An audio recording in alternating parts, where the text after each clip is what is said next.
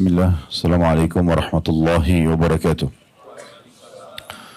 Alhamdulillah, tidak pernah berhenti lisan kita sebagai seorang muslim selalu mengucapkan kalimat suci dan mulia ini kepada Zat yang maha suci dan maha sempurna, Allah subhanahu wa ta'ala. Dan kita niatkan dalam hati untuk bersyukur atau berterima kasih kepadanya. Karena memang nikmat Allah tidak terhingga kepada kita semuanya. Bermula dari semua makanan, minuman, oksigen, air, dan apapun yang kita nikmati dari masih kita kecil, bayi, sampai hari ini. Dan itu akan terus kita nikmati sampai menjelang ajal datang nanti. Allah subhanahu wa ta'ala mengizinkan kita untuk menikmatinya selama dalam konsep halalan thayyibah yang dibolehkan dan juga berkualitas. Dan tentu disempurnakan dengan kita bersyukur. Allah subhanahu wa ta'ala memudahkan syukur itu dengan dua susunan kata ini, Alhamdulillah. Dan nikmat terbesar bagi kita semua adalah nikmat Islam dan iman. Karena dengan Islam dan iman kita jadi mengenal siapa pencipta alam semesta ini. Termasuk pencipta diri kita sendiri. Dan untuk apa kita ada di muka bumi ini. Apa yang harus kita lakukan. Aktivitas apa yang boleh kita kerjakan. Makanan dan minuman apa yang boleh kita nikmati dan mana yang tidak boleh kita nikmati. Yang biasa dikenal dalam agama Allah dengan halal dan haram.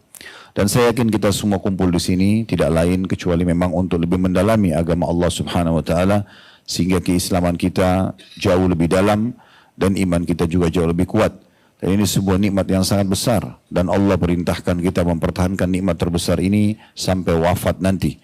Allah subhanahu wa ta'ala berfirman, وَلَا تَمُوتُنَّ إِلَّا وَأَنْتُمْ مُسْلِمُونَ. Dan jangan sampai kalian meninggal dunia kecuali dalam keadaan Islam. Selanjutnya kita panjatkan salam hormat kita kepada manusia yang paling layak dan pantas untuk dihormati dan dimuliakan dan diucapkan salam hormat kepadanya. Karena memang Allah subhanahu wa ta'ala yang memerintahkan kita untuk mengucapkan salam hormat tersebut. Dialah orang yang telah dipilih oleh Allah menutup risalah langit. Tidak ada lagi Nabi dan Rasul sesudahnya. Dan juga satu-satunya utusan Allah yang diutus untuk seluruh alam semesta ini. Sementara Nabi-Nabi selain beliau diutus khusus untuk kaumnya. Dan Allah telah menyempurnakan jalur nasabnya, fisiknya dan ilmunya. Dan orang yang mengikuti dan mencontohi beliau, maka akan mendapatkan pahala di sisi Allah subhanahu wa ta'ala. Dan tentu akan meraih kesempurnaan sebagai manusia, sebagaimana Nabi mulia ini telah mencapai derajat dan juga kesempurnaan. Baik sebagai seorang suami, ayah, sahabat, saudagar, politikus, dan apapun yang banyak dikejar oleh manusia dalam kehidupan di roda kehidupan di muka bumi ini. Dan mengucapkan satu kali salam hormat kepada ini dibalas oleh Allah dengan 10 salam, maka jadilah orang yang selalu mengucapkan salawat dan taslim kepada Nabi besar Muhammad sallallahu alaihi wa ala alihi wa sahbihi wasallam. Seperti biasa, bila Allah azza wa jalla mudahkan, kita akan melanjutkan bedah buku kita 80 langkah cerdas agar selamat dari siksa neraka yang ditulis oleh Syekh Mahmud Al-Misri hafidhahullah. Pada pertemuan yang lalu kita sudah membahas poin 33 dari 80 itu, yaitu tawakal kepada Allah subhanahu wa ta'ala. Dan sekarang kita akan masuk ke langkah dari 80 itu yang ke-34. Siapa yang menginginkan bagian surga yang terbaik, maksudnya masuk surga, dan orang masuk surga berarti selamat dari neraka, maka hendaklah ia senantiasa bersama jamaah.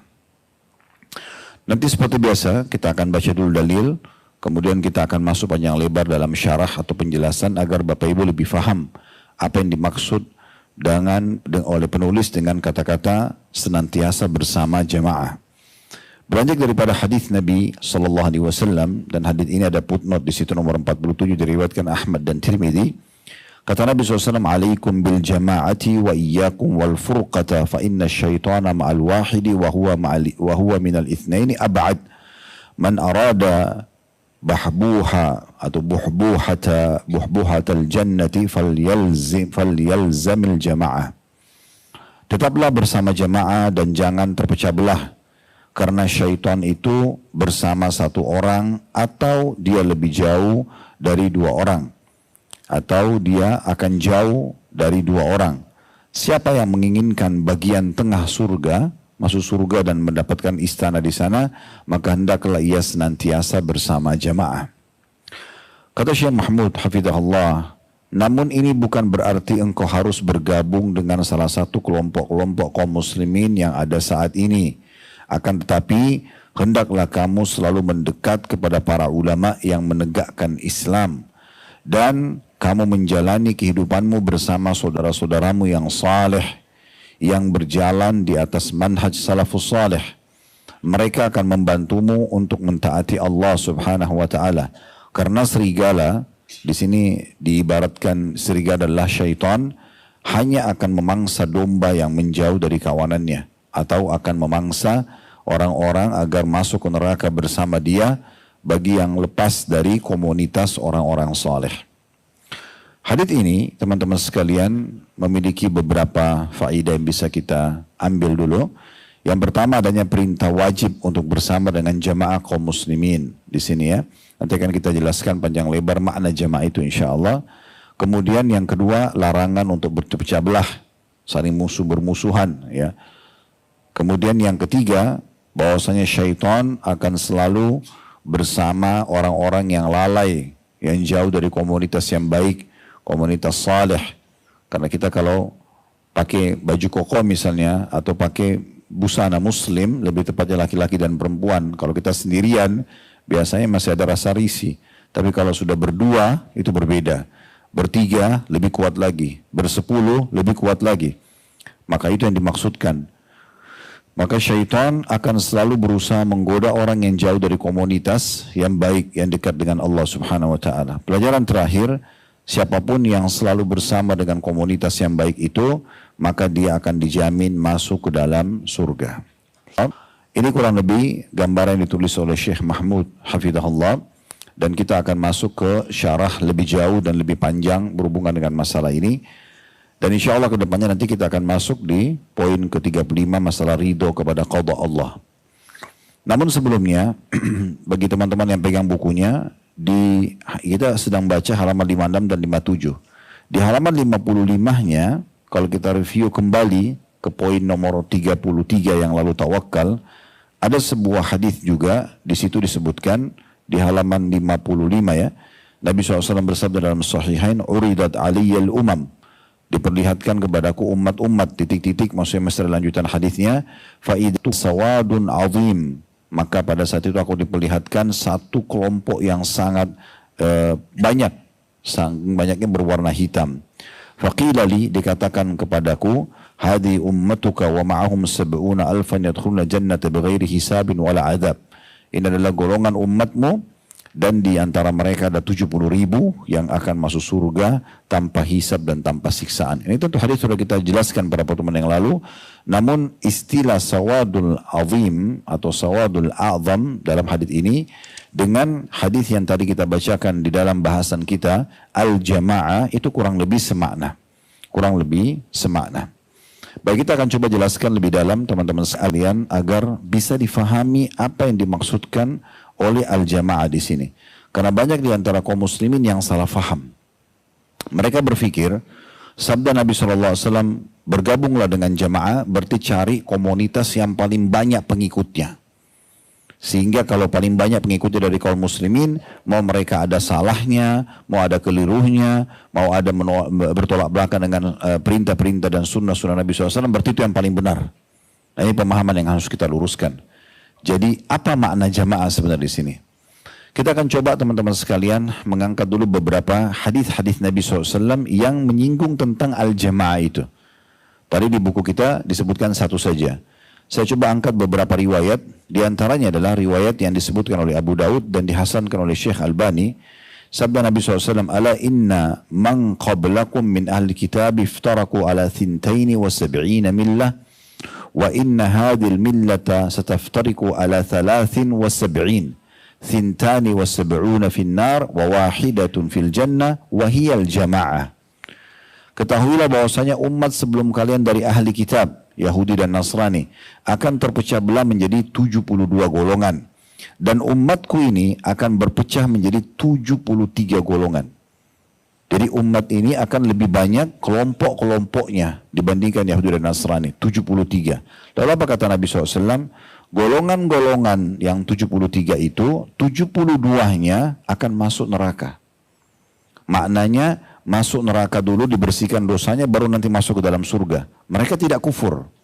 Mereka tetap umat Muhammad SAW, tapi ada kekeliruan mereka dalam amalia ibadah mereka, tidak sesuai dengan wahyu misalnya, atau mereka masuk ke maksiat, maka masuk neraka dulu baru masuk surga. Dan ada satu golongan dipastikan masuk surga.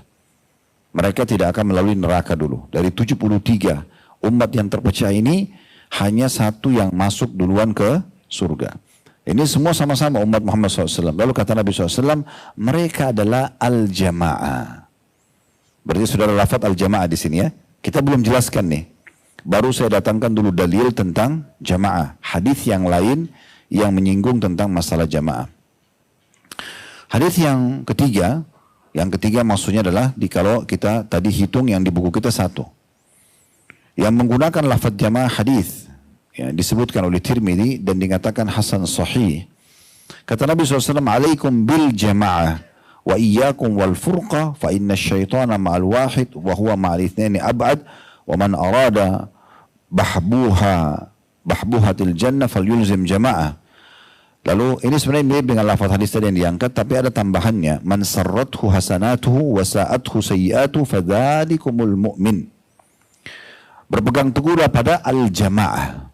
Berpegang teguhlah pada al-jamaah dan tinggalkan kelompok-kelompok atau perpecahan-perpecahan. Karena syaitan itu bersama dengan orang yang sendirian, eksklusif. Dan syaitan akan lebih jauh lagi jika orang itu berjumlah dua. Barang siapa menginginkan bagian tengah surga, maka dia berpegang pada al-jamaah.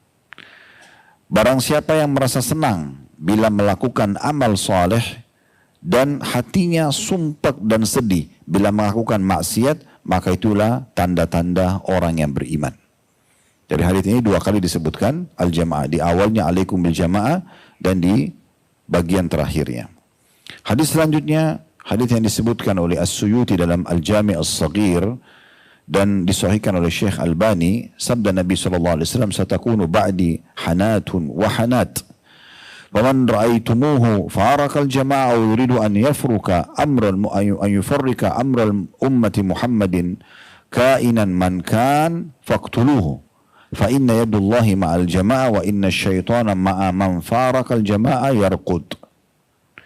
Kata Nabi SAW, sepeninggalku nanti, berarti di masa hidup beliau tidak terjadi perpecahan itu. Tapi sepeninggalku nanti akan ada huru hara yang terus terjadi. Keributan, percekcokan, perselisihan pendapat. Jika di antara kalian ada yang melihat orang yang memecah belah al-jamaah. Nah, digunakan lagi istilah jamaah oleh Nabi SAW. Jika kalian terkadang ada yang melihat orang yang memecah belahkan al-jamaah atau menginginkan perpecahan di dalam urusan umatku, bagaimanapun bentuknya, maka perangilah ia. Karena tangan Allah berada pada al-jamaah. Karena syaitan itu berlari bersama orang-orang yang hendak memecah belah al-jamaah. Perhatikan Nabi SAW ulang-ulangi kata-kata al-jamaah. Nah, ini yang nanti akan kita jelaskan nih. Kita masih baru menyampaikan lafaz-lafaz jamaah dalam hadis-hadis Nabi. Nanti kita akan jelaskan. Selanjutnya hadis lagi, riwayat Bukhari Muslim, kata Nabi SAW, man ra'a min amirihi syai'an yakrahuhu falyasbir alaihi fa innahu man farakal jama'ati shibran famat illa mata maitatan jahiliyah. Barang siapa yang melihat sesuatu yang tidak disukai dari pemimpinnya, pemimpin negara yang resmi, maka sabda Nabi, bersabarlah. Doakan, nasihati dengan baik, jangan buru-buru suruh lenserkan, gantikan, ya. Kalau sudah memimpin, Nabi bilang bersabarlah. Karena barang siapa yang keluar dari al-jamaah sejengkal saja, lalu mati, maka ia mati sebagai bangkai jahiliyah atau dalam kondisi jahiliyah. Hadis Bukhari Muslim. Nabi gunakan lagi al-jamaah. Hadis selanjutnya, hadis riwayat Muslim. Kata Nabi SAW, "Walladzi la ilaha ghairuh, la yahillu damu rajulun muslimin yashhadu an la ilaha illallah wa anni rasulullah illa thalathata nafar." Ya. Yang pertama, tarikul islami al-mufariqu lil jamaah, al-mufariqu lil jamaah awal jamaah. Kemudian yang kedua, wath-thayyibuz zani, yang ketiga wan nafsu bin nafs. Demi Allah, kata Nabi SAW, darah seorang yang bersyahadat tiada Tuhan yang berhak disembah kecuali Allah dan Muhammad aku adalah utusan Allah, tidak halal untuk ditumpahkan darahnya kecuali dalam 3 keadaan. Yang pertama, keluar dari Islam, ya, atau keluar dari al-jamaah. Nah, di sini digunakan lagi al-jamaah, ya. Kemudian yang kedua, orang yang sudah tua tapi berzina, ya. Sebenarnya di sini istilah al-thayyib banyak maknanya, ya. Tapi jelas di sini diterjemahkan bisa diterjemahkan dengan orang yang sudah tua, ya, nenek-nenek, kakek-kakek gitu ya, lalu masih berzina. Nah, itu Allah menghalalkan itu untuk dirajam gitu ya, kalau dia sudah menikah. Kemudian yang ketiga adalah orang yang membunuh orang lain, menumpahkan darah orang lain. Tapi di sini ada kelompok yang pertama yang bisa diperangi adalah orang yang murtad dari agama dan berpisah dengan al-jamaah. Nah, itu dimaksudkan. Hadis selanjutnya, hadis riwayat Bukhari yang Nabi SAW bersabda, man mata mufarikan lil jamaah faqad khala'a riqatal islami min unukihi. Barang siapa yang mati dalam keadaan memisahkan diri dari al-jamaah, maka ia telah melepaskan tali Islam dari lehernya. Ia telah melepaskan tali Islam dari lehernya. Jadi kita bisa lihat lafaz jamaah ini banyak sekali digunakan. Sekarang kita mau tahu sebenarnya apa yang dimaksud dengan al-jamaah. Karena Nabi SAW banyak sekali tadi menekankan berpegang pada jamaah, jangan berpecah belah dan seterusnya. Makna al-jamaah secara etimologi teman-teman sekalian disebutkan oleh Ibnu Taimiyah dalam Majmu' Fatawa beliau, jadi 3 halaman 157. Al-jamaah hiya al-ijtima' wa didduha al-furqah wa in kana lafdhul jamaah qad sara isman li nafsil qawmil mujtami'in. Al-jamaah artinya perkumpulan, lawan daripada perpecahan. Walau terkadang al-jamaah juga artinya sebuah kaum atau sekelompok kaum di mana orang-orang berkumpul. Ini secara bahasa, ya. Yang digunakan bukan bahasanya, tetapi terminologinya, istilah. Dan secara istilah adalah para ulama menjabarkan banyak definisi sesuai dengan banyaknya hadis yang memuat lafaz jamaah. Di antaranya Nabi SAW pada saat menyampaikan sebuah hadis al-jama'atu, sahabat Nabi yang bernama Abdullah bin Mas'ud radhiyallahu anhu pada saat menjelaskan hadis tadi yang sudah kita bacakan, al-jama'ah berpegang teguh pada jamaah selalu dengan al-jama'ah. Abdullah bin Mas'ud menjelaskan hadis ini mengatakan al-jama'atu ma wafaqal haqq wa in kunta wahdak. Yang dimaksud dengan al-jamaah di sini bukan kelompok banyak orang, kata Abdullah bin Mas'ud radhiyallahu anhu, tapi al-jamaah adalah siapa saja yang berada di atas kebenaran walaupun dia sendiri.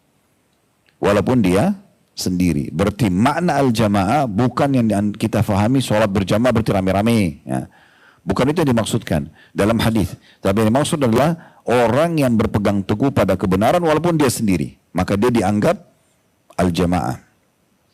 Dalam riwayat lain kata Abdullah bin Mas'ud radhiyallahu anhu, "Waihak anna jumhuran nasi farakul jamaah wa anal jama'ata ma wafaqa ta'atullahi ta'ala." Ketahuilah sungguhnya kebanyakan manusia telah keluar dari al-jamaah. Abdullah bin Mas'ud pada saat meninggal Nabi SAW mulai melihat banyak orang-orang muslim yang mau beribadah semaunya sendiri, tidak mengikuti lagi mencontohi Nabi, tidak mengikuti sahabat Nabi. Maka beliau pun kaget melihat itu.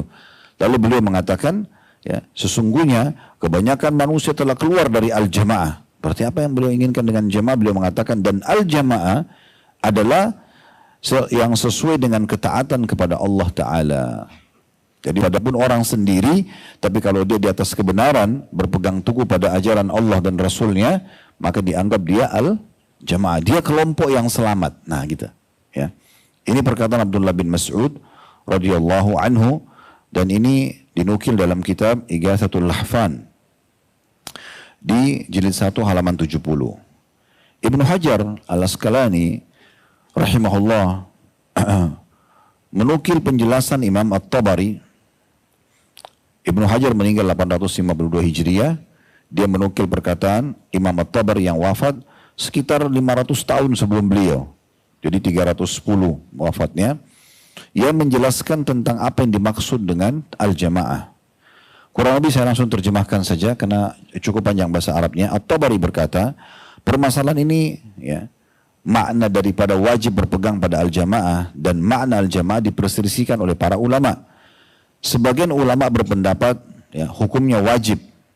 Dan makna al-jamaah adalah yang pertama as-sawadul a'zam. At-Tabari menukil perkataan Ibnu Sirin dari Abu Mas'ud bahwasanya beliau berwasiat kepada orang-orang yang bertanya ketika Utsman bin Affan terbunuh. Abu Mas'ud mengatakan radhiyallahu anhu, hendaklah engkau berpegang pada al-jamaah karena Allah tidak akan membiarkan umat Muhammad bersatu dalam kesesatan. Maksudnya sahabat Nabi. Maksudnya adalah sahabat-sahabat Nabi. Dan di masa itu kebetulan kalau mau dihitung jumlah sahabat Nabi yang tinggal di Madinah dan yang masih hidup dengan jumlah umat Islam yang baru bergabung, bukan sahabat, maka jumlah yang baru bergabung lebih banyak daripada jumlah sahabat. Lebih banyak daripada jumlah sahabat. Maka di sini Abu Mas'ud mengatakan pada saat Utsman bin Affan terbunuh, dan Anda perlu tahu Utsman bin Affan itu terbunuh itu rumahnya dikerumuni oleh banyak umat Islam dari negeri Irak, ya, yang dikenal dengan kaum Khawarij, ya. Mereka banyak sekali, ya, menghubungi rumah dan tidak bisa dibendung.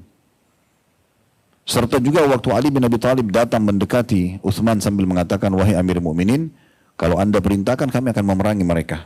Kata Utsman, biarkan. Ya. Akhirnya sampai mereka masuk ke kamarnya Utsman, lagi baca Al-Quran lalu dibunuh. Ya.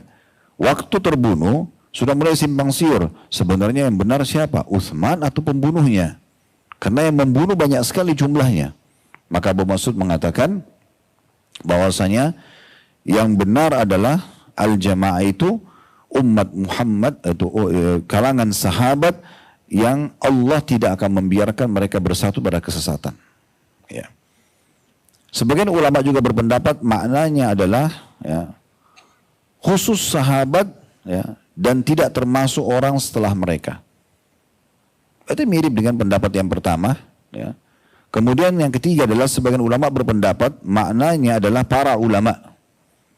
Baik dari kalangan sahabat, kalangan tabi'in, terus sampai menjelang hari kiamat, ulama ya kalau mereka berkumpul dalam ajaran yang benar sesuai dengan Al-Quran dan Sunnah maka dianggap mereka al-jamaah. Ya. At-Tabari lalu berkata, yang benar makna jamaah dalam hadis-hadis perintah berpegang pada al-jamaah adalah orang-orang yang berada dalam ketaatan.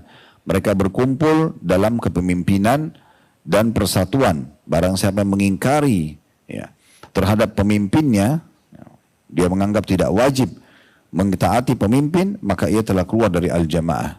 Di sini At-Tabari rahimahullah menanggapi ini karena dia sedang menanggapi tentang terbunuhnya Utsman. Itu awal mula keluar kebingungan di tengah umat, siapa yang mau diikutin? Utsman kah yang benar, satu orang yang dibunuh, atau umumnya orang-orang yang datang membunuhnya yang rame-rame, gitu ya. Nah seperti itu. Asy-Syatibi yang wafat tahun 790 menjelaskan makna-makna al-jamaah. Makna al-jamaah yang banyak selisih pendapat ulama. Para ulama berpendapat bahwa mengenai makna al-jamaah dari hadis-hadis ya, ada 5 pendapat.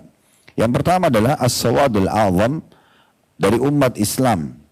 Termasuk makna sini adalah yang dimaksud dengan sawadul a'zam para imam mujtahid.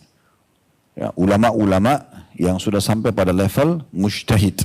Karena sudah hafal Al-Quran, sudah hafal tafsir, bahasa Arabnya sudah bagus, sudah hafal hadis, ya. Kemudian mereka sudah sampai pada level mujtahid. Jadi kalau ada permasalahan tengah umat, mereka mulai berijtihad untuk mencari solusi dari permasalahan itu. Tapi mereka sudah kaya dengan ilmu.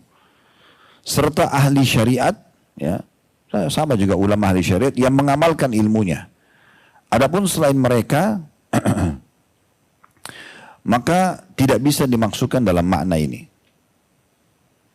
Kemudian beliau mengatakan juga, ada yang berpendapat adalah ulama murni mujtahid saja. Tidak masuk dalamnya umumnya ulama. Kalau pendapat pertama tadi masih mengatakan ulama mujtahid dan juga ulama secara umum. Tapi yang kedua ini cuma ulama mujtahid. Maka yang taklid itu yang cuma nukil-nukil saja, maka ini tidak masuk dalam istilah al-jamaah. Yang ketiga, pendapat mengatakan adalah mereka sahabat-sahabat Nabi saja. Ini mirip dengan pendapat tadi At-Tabari. Maka yang dimaksud dengan jamaah adalah sahabat Nabi. Siapa yang berpegang teguh pada sahabat-sahabat Nabi, maka dia masuk al-jamaah. Ya. Karena memang turun pada mereka wahyu dan mereka hidup bersama Nabi SAW. Maka tidak mungkin sahabat bersatu pada kesesatan. Jadi siapapun yang mengikuti jamaah sahabat, ya, maka mereka termasuk yang disebutkan dalam hadis sesuai dengan makna daripada hadis Nabi SAW, ma ana alaihi wa ashabi, apa yang sedang aku ada di atasnya dan para sahabatku ada di atasnya. Kemudian yang keempat adalah umat Islam yang bersepakat pada sesuatu yang sifatnya ijma, disepakati, ya. Hampir seluruh umat Islam sepakat misalnya babi itu haram, khamr itu haram, itu kan ijma namanya. Ulamanya dan awamnya faham masalah itu. Maka pendapat yang keempat mengatakan yang dimaksud dengan jamaah adalah orang-orang kaum muslimin yang sudah melakukan ijma, kesepakatan. Ya. Kemudian pendapat yang kelima adalah yang dipilih oleh Imam At-Tabari, yaitu al-jamaah, jamaah kaum muslimin yang berkumpul di bawah kepemimpinan yang resmi. Maka ini semua pendapat-pendapat para ulama. Imam Asy-Syatibi mengatakan kesimpulannya, al-jamaah adalah bersatunya umat pada imam yang sesuai dengan kitabullah dan sunnah. Dan jelas bahwa persatuan yang tidak sesuai sunnah tidak disebut al-jamaah yang disebut dalam hadis-hadis tersebut. Artinya, di sini bukan hanya karena mayoritas. Ya. Dilihat apakah dia atau mereka berada di atas wahyu atau tidak, mengikuti sahabat-sahabat Nabi atau tidak. Nah gitu. Baru dianggap mereka al-jamaah kalau mengikuti sahabat Nabi dan punya rujukan wahyu. Ini pendapat ulama ya, bukan pendapat kami. Saya sudah bacakan tadi. Al-Munawi yang wafat tahun 1031 Hijriah menukil perkataan Syihabuddin bin Syamah yang wafat tahun 665 Hijriah dan juga Al-Baihaqi yang wafat tahun 458 Hijriah. Ini 1000 tahun yang lalu ini. Ya, kita kan sudah 1447. Ini pendapat-pendapat yang sudah lama di kalangan ulama. Kalau Al-Munawi ya mungkin baru 400 tahun yang lalu karena 1031.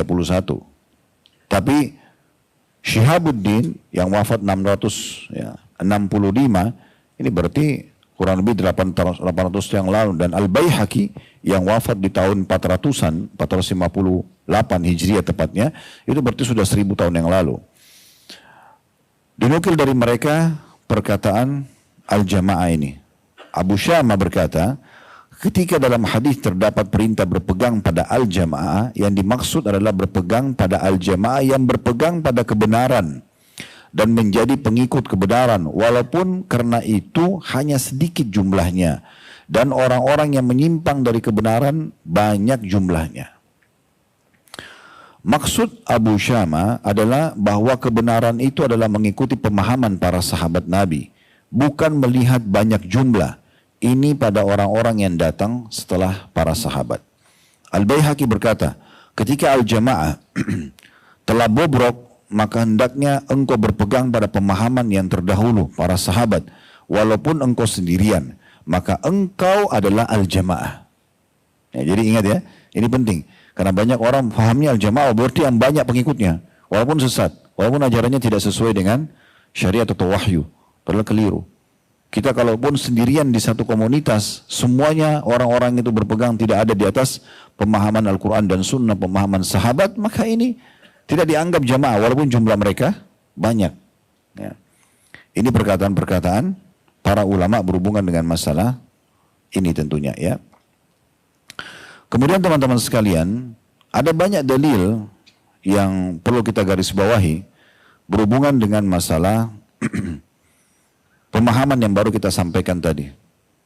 Kalau pemahaman kita bahwasanya al-jamaah adalah yang banyak sekali pengikutnya, berarti kita anggap itu yang benar, ya, itu yang mayoritas, maka perhatikan banyak sekali ayat Al-Quran yang bertolak belakang dengan itu. Makanya para ulama-ulama salaf tadi yang sudah kita sebutkan nama-namanya tidak memahami seperti umumnya awamnya muslimin. Yang penting banyak jamaahnya berarti itu yang benar, ini keliru. Ya. Tapi terbatas kepada para sahabat Nabi, para ulama-ulama yang berijtihad, yang berada di atas kebenaran. Bahkan satu orang pun muslim kalau dia berpegang pada wahyu Al-Quran dan Sunnah, mengikuti para sahabat, dia sendiri di negara itu, yang lainnya semua berbeda, dianggap dia itu al-jamaah. Nah seperti itu pemahamannya, ini pemahaman para ulama. Kenapa? Karena mereka memahami banyak ayat-ayat Al-Quran. Di antaranya Anda bisa buka surah Al-An'am ayat 116. Allah subhanahu wa ta'ala berfirman, wa in tuti aktsara man fil ardi yudilluka an sabilillah. Surah Al-An'am 116. Di sini Allah subhanahu wa ta'ala menyinggung, jika kamu menuruti kebanyakan orang-orang yang ada di muka bumi, niscaya mereka akan menyesatkanmu dari jalan Allah. Berarti dari firman Allah bisa difahami apa? Banyak di antara manusia yang sesat. Jangan kita ikutin, gitu kan? Karena kalau kamu ikutin mereka, maka mereka akan menyesatkan kau dari jalan Allah. Ya. Kemudian firman Allah subhanahu wa ta'ala dalam surah Yusuf ayat 40. Ma ta'buduna min duni illa asma'an sammaitumuha antum wa aba'ukum ma anzalallahu biha min sultan inil hukmu illa lillah amara alla ta'budu illa iyyahu dzalika ad-dinul qayyim walakinna aktsaran nasi la ya'lamun. Saksi bahasanya akhir ayat ini ya. Terjemahannya kalau kamu tidak menyembah selain Allah kecuali hanya memohon. Maksudnya orang-orang musyrik itu mereka menyembah selain Allah patung, pakai jimat, dewa-dewa, apalah, jin-jin. Itu ya mereka tidak menyembah semua itu selain Allah kecuali nama-nama yang kamu dan nenek moyangmu buat-buat saja. Ada dewa ini, ada dewa itu, ada penjaga gunung ini, penjaga laut itu ya. Jika Allah, saya ulangi lagi, kamu tidak menyembah selain Allah kecuali hanya sembahan yang nama-namanya kamu dan nenek moyangmu membuat-buatnya. Allah tidak menurunkan suatu keterangan pun tentang nama-nama itu. Keputusan itu hanya kepunyaan Allah. Dia telah memerintahkan agar kamu tidak menyembah selain Dia. Itulah ajaran agama yang lurus, tetapi garis bawah ini, kebanyakan manusia tidak mengetahuinya. Firman Allah, kebanyakan manusia tidak mengetahuinya. Berarti di sini bukan masalah jumlahnya yang banyak. Karena kalau kita patokannya jumlahnya yang banyak, sekarang kalau kita mau hitung jumlah umat Islam dibandingkan dengan orang non-muslim, kita hanya 2 miliar sekian. Jumlah populasi manusia mendekati 8 miliar. Ya, berarti mayoritasnya bukan orang yang mengikuti ajaran agama ini. Sementara Allah mengatakan, inna dina indallahil Islam. Gitu kan? Begitu juga dalam surah Ar-Ra'd ayat 1. Allah berfirman, Alif Lam Mim Ra.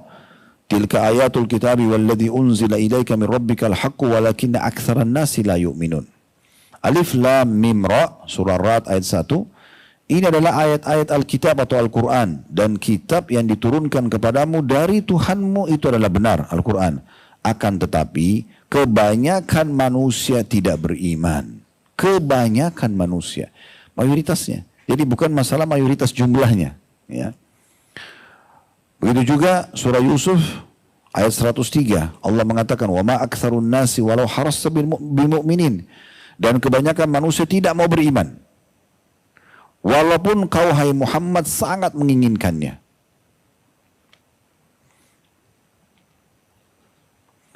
Begitu juga Nabi SAW bersabda dalam hadis Bukhari dan Muslim dari hadis Ibnu Abbas radhiyallahu anhuma, beliau mengatakan, uridat alayya al-umam fara'aitu an-nabiyya wa ma'ahu ar-rahat wan nabiyyu wa ma'ahu ar-rajulu war-rajulan wan nabiyyu wa laysa ma'ahu ahad.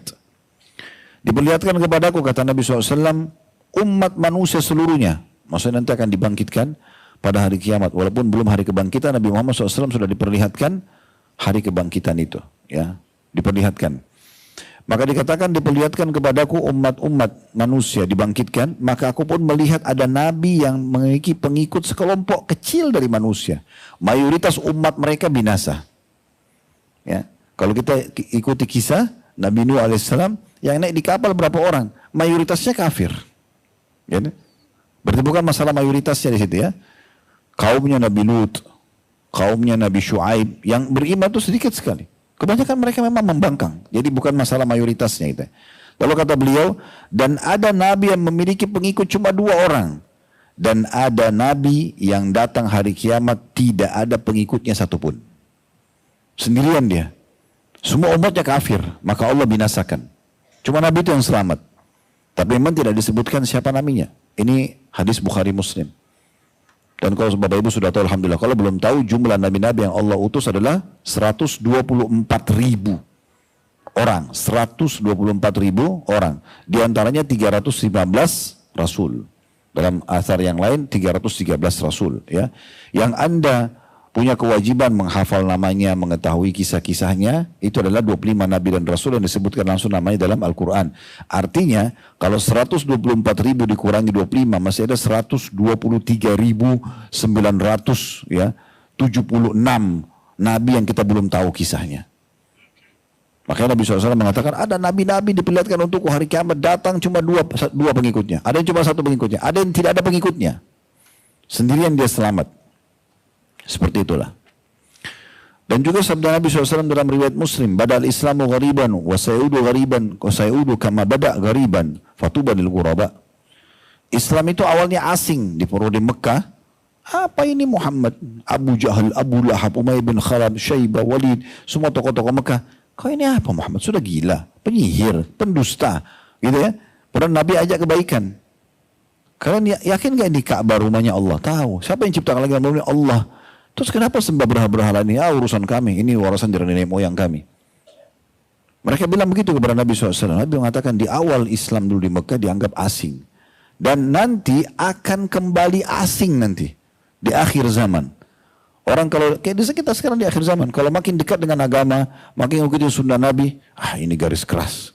Ini. Ini itu. Loh, terus siapa yang mau diikutin? Siapa yang mau dicontohin ini? Makanya tolak ukurnya adalah al-haq. Kebenaran itu. Dan tolak ukur kebenaran adalah wahyu. Al-Quran dan Sunnah. Dan yang memberikan pemahaman yang benar para sahabat. Karena mereka yang hidup di masa Nabi SAW. Maka beliau mengatakan, beruntunglah ya, dan akan mendapatkan istana di surga atau pohon tuba di surga bagi orang-orang yang dianggap asing di akhir zaman itu. Perkataan Fudail bin Iyad rahimahullah, seorang ulama tabi'in yang wafat sekitar tahun 187 Hijriah, di awal-awal periode. Nabi meninggal tahun 11, ya. Khulafaur Rasyidin selesai tahun 40 sampai zamannya Ali. Berdiri di dinasti Umayyah pertama, kerajaan pertama dalam Islam didirikan oleh Muawiyah bin Abi Sufyan radhiyallahu anhu dari tahun 40 sampai 132. Kemudian setelah itu berdiri Abbasiyah. Nah, di masa Abbasiyah ini ada orang yang hidup bernama Fudail bin Iyad rahimahullah. Beliau wafat tahun 187 di Frondia itu. Beliau mengatakan pada saat menjelaskan hadits ini. Dan Fudail bin Iyad masyhur. Anda kalau mau searching di Google nanti, lagi ada waktu Fudail bin Iyad, biografinya siapa dia. Ini ulama besar. Walaupun tadinya asalnya seorang perampok jalan. Tapi kemudian beliau bertaubat kepada Allah SWT dan bersahabat dekat dengan tokoh taibin yang lain. Abdullah bin Mubarak rahimahumullah semuanya. Beliau mengatakan, la tastauhish turukul huda likillati ahliha. Wa la ta'tazu bikathratil halikin. Jangan engkau menganggap buruk jalan-jalan kebenaran karena sedikit orang yang menjalaninya. Jangan karena, ini cuma berapa sih orang yang ikut pemahaman ini, ya gitu kan. Padahal sebenarnya mereka benar. Kata beliau, jangan engkau menganggap buruk jalan-jalan kebenaran karena sedikit pengikutnya. Dan jangan pula kamu terpedaya dengan banyaknya orang-orang yang justru binasa. Yang penting rame-rame, tidak apa-apa deh. Masuk neraka sama-sama. Nggak mungkin Allah hukum orang sebanyak ini. Nah, itu dia tipu dirinya sendiri. Kita sudah bacakan tadi pendapat para ulama. Imam Nawawi rahimahullah wafat 800 tahun yang lalu. Imam Nawawi 676 Hijriah wafatnya rahimahullah. Beliau mengatakan, wala yaktarul insanu bikathratil fa'ilina lihada alladhi nuhina anhu mimman la yura'i hadhil adab. Seorang manusia hendaknya tidak terpedaya dengan banyaknya orang-orang yang melakukan hal-hal yang terlarang, yaitu orang-orang yang tidak menjaga adab-adab ini. Maksudnya adab-adab syariat yang diajarkan oleh Nabi alaihi salatu wassalam. Nah, kita bisa lihat bagaimana dalamnya pendapat ulama dalam masalah seperti ini. Makanya teman-teman sekalian, kita harus belajar. Gak boleh kita memaknakan sendiri, ini pemahaman saya kayaknya ini. Ya, tidak seperti itu, tapi harus kita mengikuti para ulama berhubungan dengan masalah ini. Oleh karena itu, kalau kita simpulkan makna al-jamaah dan makna as-sawad al-azam adalah, kalau kita satukan ya, orang yang berada di atas kebenaran ya, dan berpegang pada wahyu serta mengikuti komunitas pertama yaitu para sahabat Nabi.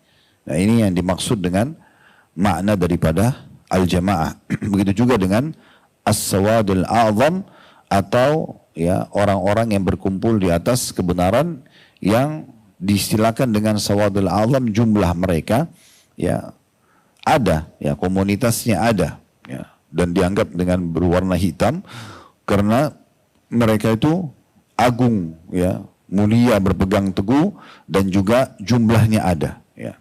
Ini yang dimaksud dengan potongan hadis tadi. Dan kita juga tahu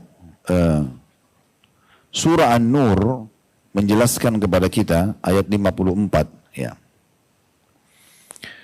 Ada sebuah riwayat yang menarik ya dari Abu Umamah Al-Bahili radhiyallahu anhu, sahabat Nabi yang mulia. Beliau mengatakan, "Alaikum bis-sawadil azam." Kalian harus bersama dengan as-sawadil azam. Qala faqala ar-rajulu mas-sawadil azam.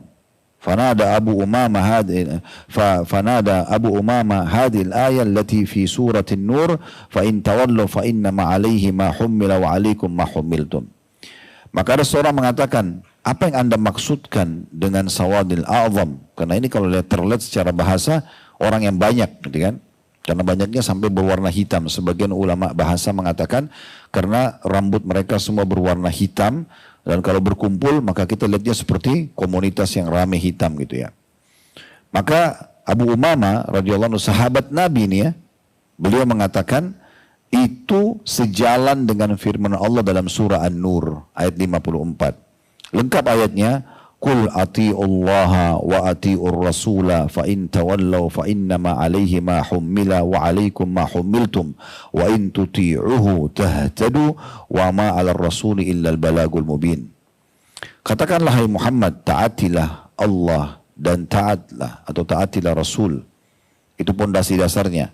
Selalu Allah berfirman, Rasulullah bersabda, dan jika kamu berpaling maka sungguhnya kewajiban Rasul itu adalah apa yang dibebankan kepadanya saja. Nabi cuma sampaikan, para ulama cuma menyampaikan, keputusan di tangan Anda semuanya itu ya. Dan kewajiban kamu sekalian adalah semata-mata apa yang dibebankan kepadamu. Dan jika kamu taat kepadanya, kata Nabi Muhammad SAW, niscaya kamu akan mendapatkan petunjuk, dan tidak lain kewajiban Rasul melainkan menyampaikan amanah Allah dengan terang.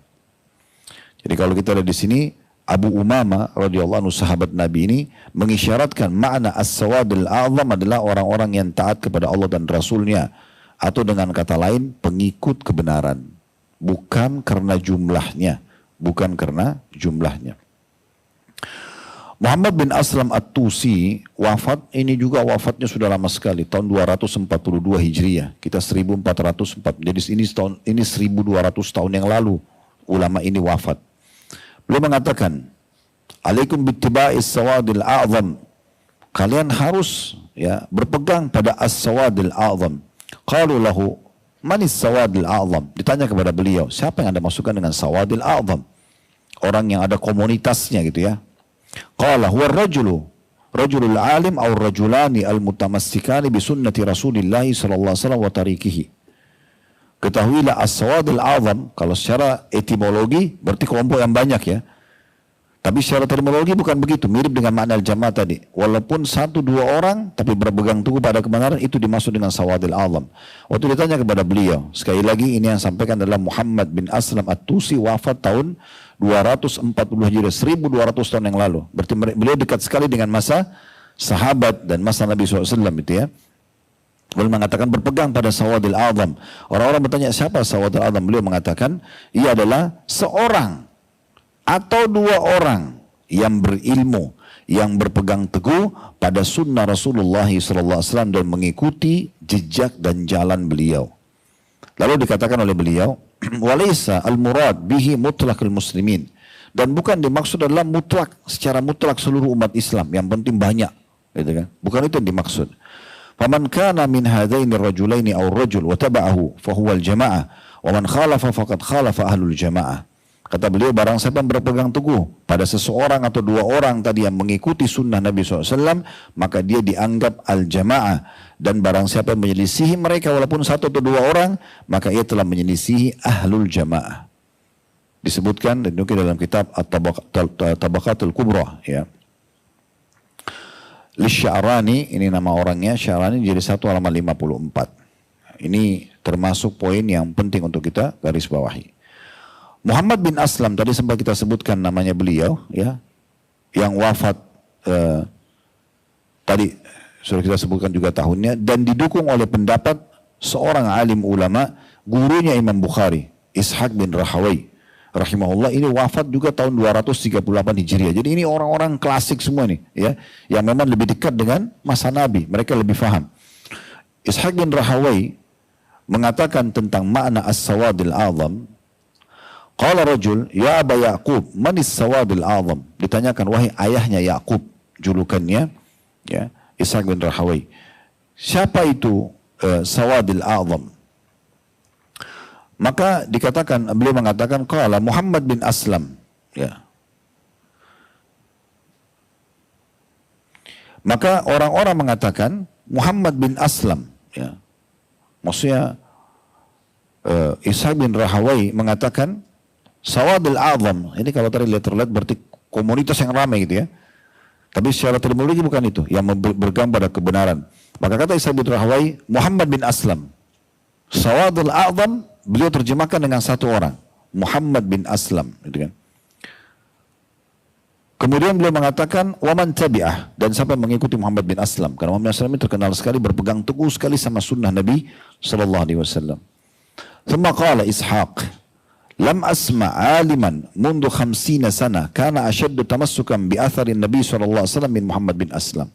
Kenapa saya katakan terjemahan Sawadil Azam jamaah tadi, ya, yang bisa selamat itu adalah Muhammad bin Aslam, kata Ishaq bin Rahawai rahimahumullah, karena saya, ya, belum pernah mendengar dan mendapati seorang alim semenjak 50 tahun saya hidup, yang hidup sesama dengan saya, yang paling kuat berpegang teguh pada sunnah dan contoh dari Nabi SAW dibandingkan Muhammad bin Aslam. Maka sebenarnya beliau bukan sedang memuji Muhammad bin Aslam, ya, tapi beliau sedang ingin mengatakan makna Sawadil Azam dan jamaah adalah walaupun satu orang, yang penting dia berpegang pada sunnah Nabi, maka dianggap dia kelompok yang dimaksud oleh Nabi sallallahu alaihi wasallam. Abdullah bin Mubarak yang wafat tahun 181 Hijriah. Ini mundur lagi, lebih dekat lagi di masa sahabat dan Nabi SAW. Beliau ditanya tentang as-sawadil azam. Sa'ala rajulu Ibn Mubarak faqal, ya Abu Abdurrahman, manis sawadil azam? Qala Abu Hamzah as-Sakuni. Ya. Ditanyakan kepada Abdullah bin Mubarak. Abdullah bin Mubarak ini teman-teman sekalian orang yang tampan, kaya, pintar, rujukan para ulama di masanya. Ini generasi tabi'in yang belajar dari para sahabat. 181 Hijriah meninggal. Kalau kita mundur umurnya 80 tahun saja, berarti dia lahir di tahun 101 Hijriah, gitu kan. Tapi saya tidak tahu umurnya pasnya 80 tahun, tapi ini dia wafatnya tahun 181 pastinya. Ada orang yang bertanya, seorang laki-laki bilang, wahai kepada Mubarak, wahai Abu Abdurrahman, anak pertama laki-laki namanya Abdurrahman, dipanggil Abu Abdurrahman. Siapakah yang dimaksud dengan Sawadil Azam? Karena orang kalau baca Sawadil Azam sama Al-Jamaah tadi, orang banyak awam berpikir itu adalah orang yang banyak pengikutnya. Maka banyak ditanyakan kepada para ulama. Kata beliau, Abul Hamzah Sakuni, juga dari kitab Hilal Aulia, jadi 9 halaman 238. Jadi di sini yang dimaksud adalah bukan jumlahnya yang banyak. Karena memang yang dimaksud oleh Mubarak, ya, yang Abul Hamzah Sakuni adalah seseorang yang sangat berpegang pada sunnah Nabi di masa hidupnya beliau, yang selalu bangun tidur sampai tidur selalu Rasulullah, Rasulullah, Rasulullah gitu ya, dan sibuk mengajarkan ajaran Nabi Sallallahu Alaihi Wasallam. Nah ini, dan Ishaq bin Rahawai, yaitu gurunya Imam Bukhari, mengatakan bahwa hanya orang bodoh yang mengira bahwa Sawadil A'zam adalah mayoritas secara mutlak. Ini bukan perkataan saya, tapi perkataan Ishaq bin Rahawai, gurunya Imam Bukhari. Dinukil, ya, dalam perkataan beliau, lau sa'altal juhal manis sawadil a'zam. Ini kata Ishaq bin Rahawai, gurunya Imam Bukhari, ya. Dikatakan, kalau kau tanyakan, beliau mengatakan, kalau kau tanyakan kepada orang-orang yang bodoh yang belum faham agama. Siapa itu sawadil a'lam? Qalu jama'atun nasi wala ya'lamuna anna jama'a alimun mutamassikun bi atharin nabi sallallahu alaihi wasallam wa tariqihi. Faman kana ma'ahu wa tabi'ahu fa huwa al-jama'ah wa man khalafahu fihi tarakal jama'ah. Maka jawabannya bukan begitu, kata beliau. Bukan sawadil a'lam mayoritas manusia. Karena orang awam akan bilang itu. Tapi ketahuilah, mereka tidak tahu bahwasanya al-jamaah dan sawadul azam adalah orang alim. Walaupun dia sendiri yang berpegang teguh pada sunnah Nabi SAW dan seluruh jejak beliau. Barang siapa yang bersama dengan orang alim seperti ini dan mengikuti jejak, maka dia dianggap al-jamaah. Dan barang siapa yang menyelisihinya berarti bukan al-jamaah. Nah seperti itu, ya. Karena sekarang banyak sekali manusia, Allahul Musta'an, mereka berpikir, yang penting ini kan mayoritas. Ya sudah, kita ikutin saja. Mau ikuti sunnah atau tidak, maka tidak peduli. Nah ini berbahaya sekali. Ini semua kita jelaskan teman-teman sekalian, karena sudah kita jelaskan tadi dalam hadis Nabi SAW melarang kita untuk keluar dari jamaah di poin nomor 34 tadi, ya. Jadi kata Nabi SAW, alaikum bil jamaah wa iyyakum wal furqa, berpegang teguh pada jamaah dan jangan sampai berpisah atau berpisah belah. Berarti dia adalah para sahabat Nabi, para ulama yang meneruskan tentang ajarannya dan juga berpegang pada wahyu. Itu yang dimaksud dengan al-jamaah. Karena memang mereka akan selamat. Ya, syaitan tidak akan bisa masuk untuk memecahkan mereka atau mengacaukan mereka karena mereka tahu ya semua rahasia syaitan dan semua kesesatan itu dari ajaran-ajaran Nabi alaihi salatu wassalam. Allahu a'lam. Ini bahasannya. Kalau benar dari Allah, silakan diambil dan diamalkan. Kalau salah dari saya, mohon dimaafkan dan saya istighfar kepada Allah Subhanahu wa taala. Subhanakallahumma bihamdika asyhadu an la ilaha illa anta astaghfiruka wa atubu ilaik. Wassalamualaikum warahmatullahi